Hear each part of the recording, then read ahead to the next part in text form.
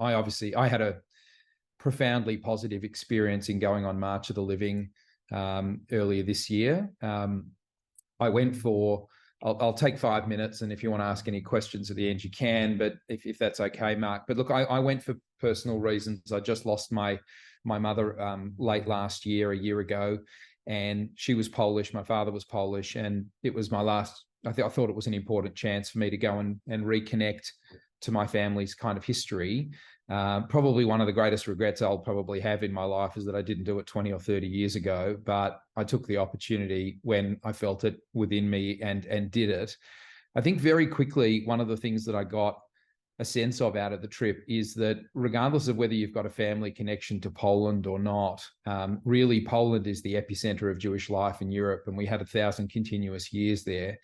And even though I traveled with South Africans who may have felt a little bit awkward on the trip because perhaps their family escaped and got out of Lithuania, for example, and went to South Africa, everybody was equal because the story of Poland is the story of the Jewish people. And that was a profound thing for us to realize that we're all inherently connected into that place. And to think that Poland had 1,000 years of continuous Jewish life, and then we were left with 10% of a population of 3.5 million before the war, roughly, is quite incredible. I'm not one for group travel, so I was a bit nervous about traveling with a group. And whilst I think one of the other people in that video clip spoke about you can go and do a private group, private family trip, I had an incredible experience traveling within a group. It obviously comes with its positives and its negatives, but the beautiful positive about being with this group of people, and we had a group of approximately 50, sort of 35 adults and a younger cohort, was a few things. One is friendships, the power of collective storytelling. And obviously there are days that are very challenging that are on the trip. And I think being part of a group and being able to share that was an experience that I will cherish for a long time. I think the other thing is, for me being kind of a business person and everything that I'm doing in my life, to be able to sort of unplug myself and get into an immersive educational zone for 2 weeks is not something that I do very regularly. And it has a power and a resonance for me, which was incredible. So I think doing it in a group is magical. You meet lots of people and the group offers you something. And, we had a Holocaust survivor with us, and, the stories that he brought to the group, and everybody who had, family members of in different ways, and telling those stories really enriched the whole experience. So I may go back to Poland, and I think I will do it differently next time. But I think the best way for me to have experienced it the first time around was this way, in this group.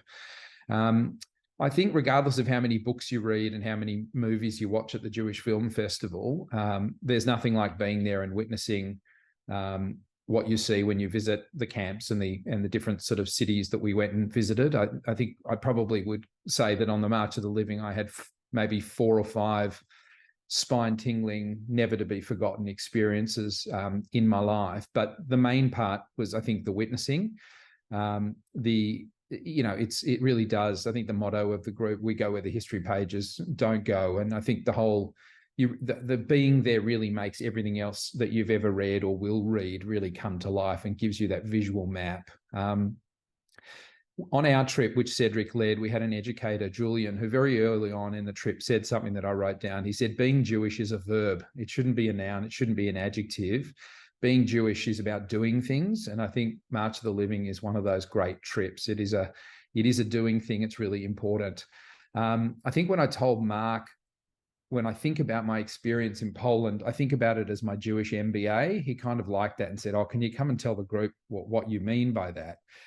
And what I mean by that is, for me, it put all the big building blocks together in a powerful way. It recontextualized for me the history and the story of our people. As I mentioned before, 1,000 years of continuous Jewish culture in Poland, most of which has now been eradicated, but some of which is beginning to re-emerge. Really,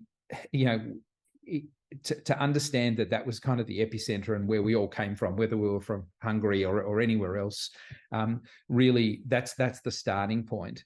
It also then helped me to understand my community in Melbourne, because the imprint of Polish Holocaust survivors is all over the infrastructure of this community and the lives that were rebuilt when people came to this country.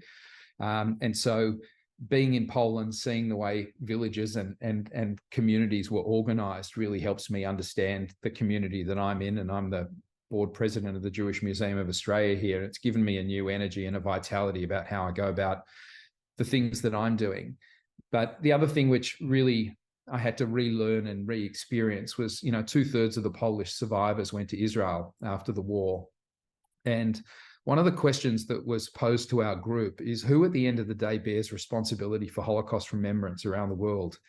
Is it Poland? Are we really going to let Poland tell our stories? How does the diaspora do it effectively? And the answer, I think, to a large extent was Israel. And of course, one of the highlights of the trip is getting to Yad Vashem and understanding, again, the connection between Poland and the diaspora again, and Israel and the centrality of Israel to the Jewish experience today, which, this event again, October 7, has only reinforced to us that we can't live and take a breath without feeling kind of the heartbeat of Israel that runs through us. And then I think that the broadest lens of this experience, which really, I think it hits you, is you're a witness, forgetting your Jewishness, is that you're a witness to the worst event in human history.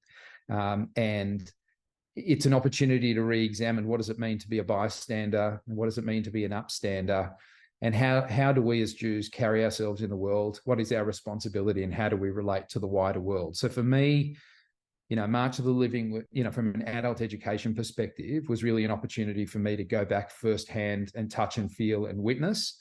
And it gave me an opportunity to re-examine my Jewishness, Jewish history, the role of diaspora, the role of Israel, and our place in the world. So I couldn't commend it highly enough. Everybody will take their own things out of it, of course, but it was just a wonderful opportunity.